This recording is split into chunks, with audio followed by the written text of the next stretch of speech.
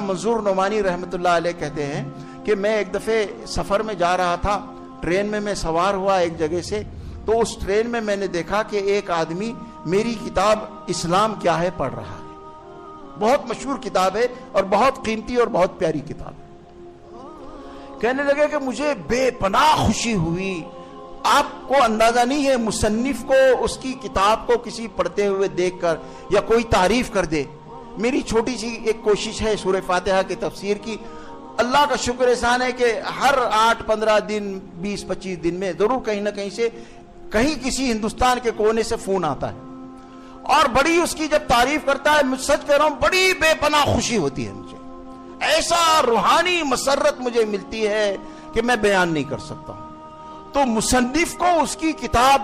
پڑھتا ہوا کسی کو دیکھ کر جو روحانی مسرت ملتی ہے نا، وہ عام آدمی اس کا اندازہ نہیں کر سکتا ہے۔ تو کہتے ہیں کہ مولانا منظور نعمانی رحمۃ اللہ علیہ کہتے ہیں کہ مجھے اتنی خوشی ہوئی کہ میں کیا بیان کروں، لیکن پھر مجھے فوراً خیال آیا کہ جب اللہ کی کتاب کو ہم پڑھتے ہوں گے تو اللہ کو کتنی خوشی ہوتی ہے کہ بندہ میری کتاب پڑھ رہا ہے۔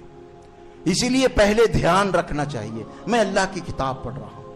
میرا اللہ دیکھ رہا ہے، سن رہا ہے، خوش ہو رہا ہوگا۔